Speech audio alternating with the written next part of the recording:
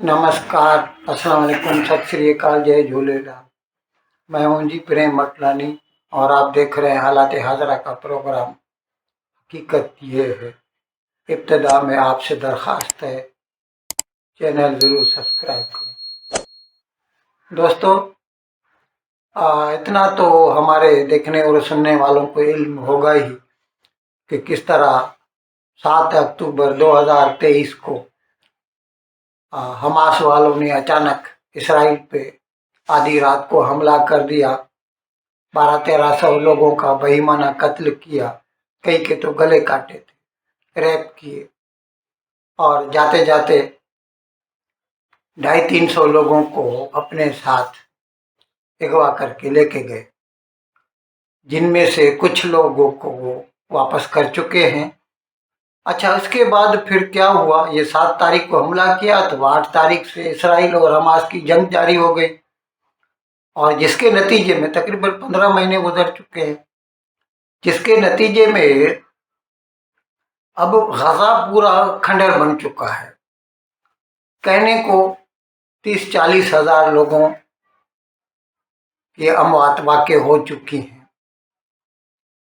तो अब इस वक्त तो खैर जंगबंदी है, हमास और इसराइल के दरमियान 6 हफ्तों की आर्जी जंगबंदी है, टेम्पररी सीज फायर है।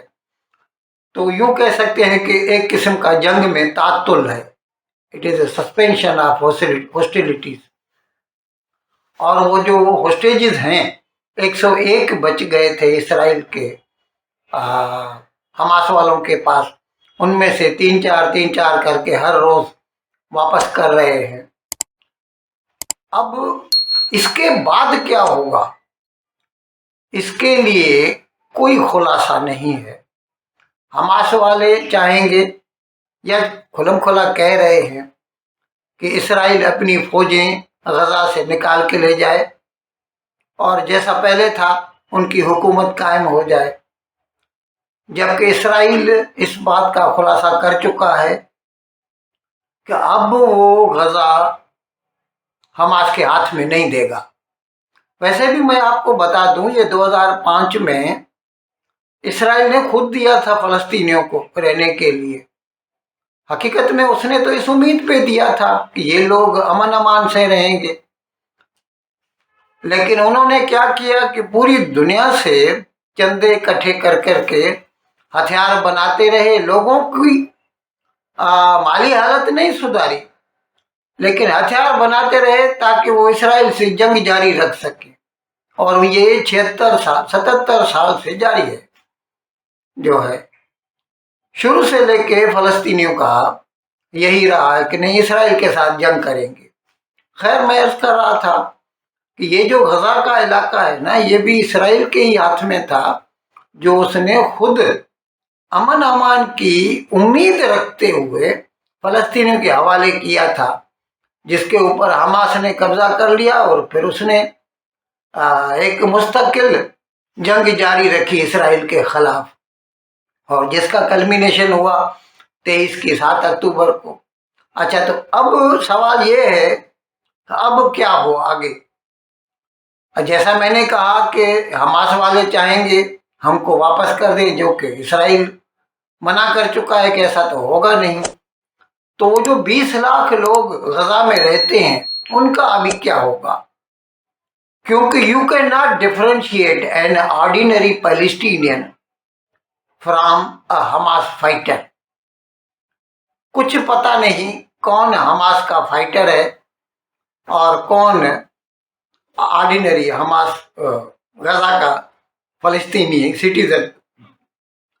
तो अभी इसराइल ये चाहता है, ये जो 20 लाख बंदे हैं, इनको मिस्र और उर्दू दोनों अपने यहाँ जगह दे दे।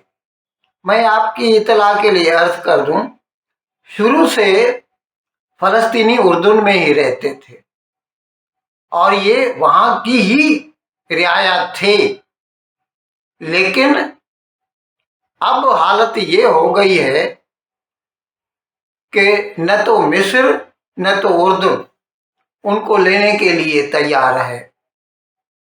अच्छा, ये मैं दूसरी बात ये भी बता दूं आपको कि ये जो गजा है ना, इसकी एक तो सरहद जो है ईस्ट में इसराइल से मिलती है, और नॉर्थ में इसराइल और जो जॉर्डन से मिलती है, और नॉर्थ में जो है लबनान से मिलती है, और साउथ में इसकी जो सरहद है ना वो मिस्र से मिलती है, सारा सेना मिस्र का जो है उसके साथ। और वो भी मैं आपकी इत्तला के लिए अर्ज कर दूं, 1967 में 1967 में जो इसराइल और अरब मुल्कों की जंग हुई थी, वो भी उनके ऊपर, इसराइल के ऊपर मुसल्लत की गई थी। 7 दिनों की जंग थी जिसमें इसराइल ने मिस्र से ये सारा सीनिया छीन लिया था, फतह किया था। ये अलग बात है कि उसके बाद में जब अमन अमान की बातचीत हुई तो अमन अमान की उम्मीद रखते हुए इसराइल ने ये सेना का जो टुकड़ा है वो मिस्र को वापस कर दिया। अब वो मिस्र के कब्जे में है और उसकी सरहद गजा से मिलती है, रफा जहां पे शहर पड़ता है जो साउथ में है गजा के। तो हकीकत में तो ये इलाका भी इसराइल के हाथ में था, अगर चाहता तो वो पहले ही उनको उधर बसा सकता था, लेकिन पहले इसराइल इतना उम्मीद नहीं कर सकता था कि ये लोग आके जलकर कितने खतरनाक साबित हो सकते हैं। उसने उम्मीद की थी कि अमन अमान से रहना सीख जाएंगे, लेकिन वो सीखे नहीं। आज भी उनके मुंह पर यही है, कलमा है, डेथ टू इसराइल। इसराइल को हम मारेंगे या मेडिटेरेनियन सी में डुबो देंगे। ईरान भी यही कहता है, बाकी मुसलमान मुल्क, हत्या कि पाकिस्तान भी यही करता है, जबकि उसका कोई स्टेक ही नहीं है, उसका तो कोई वास्ता ही नहीं है, लेकिन वो भी यही कहता है। तो अभी सवाल है कि उन गजा के 20 लाख लोगों का क्या हो। मैं आपकी इत्तला के लिए ये भी अर्ज कर दूं कि कुछ दिन कबल कायरा में एक अरब मुल्कों की जो फॉरेन मिनिस्टर्स है उनकी एक कॉन्फ्रेंस हुई और उसमें इस सवाल पर गौर किया गया। ये मैं ये भी बता दूं आपको कि सिर्फ इसराइल का कहना नहीं है, ट्रंप ने भी, अभी तो ट्रंप तो सदर बन चुका है अमेरिका का, उसने भी यही कहा है कि ये जो मुसलमान मुल्क हैं अरब, खासतौर पर अरब मुल्कों की बात हो रही है, उनको ये जो फलस्तीनी है ना गजा के, उनको ले लेना चाहिए।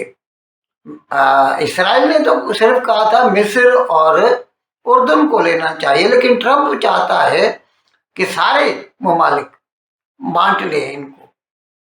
अच्छा, ये मैं जो फॉरेन मिनिस्टर की कॉन्फ्रेंस हुई अभी, उसमें सारे अरब मुल्कों ने इस बात का इनकार कर दिया सिरे से ही, ऐसा तो हो ही नहीं सकता, हम तो फलस्तीनी लेने से रहे, हम कभी नहीं लेंगे।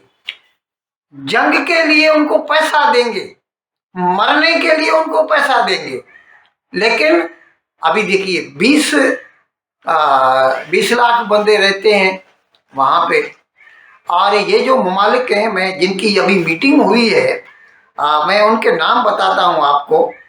ये है मिस्र, उर्दन, उर्दन जॉर्डन कहते हैं अंग्रेजी में, कुछ लोग नहीं समझते हो तो मैं बता दूं, सऊदी अरेबिया, कतर, मुत्तहिदा अरब अमारात, सऊदी अरेबिया, मुत्तहिदा अरब अमारात, ये सारे ममालिक ये फलस्तीनियों को लेने से इनकार करते हैं। अभी ये 1 2 3 4 5 मुल्क हैं, अगर 20 लाख बंदे ले लें तो कितना होगा, 4 लाख, ज्यादा से ज्यादा 4 लाख।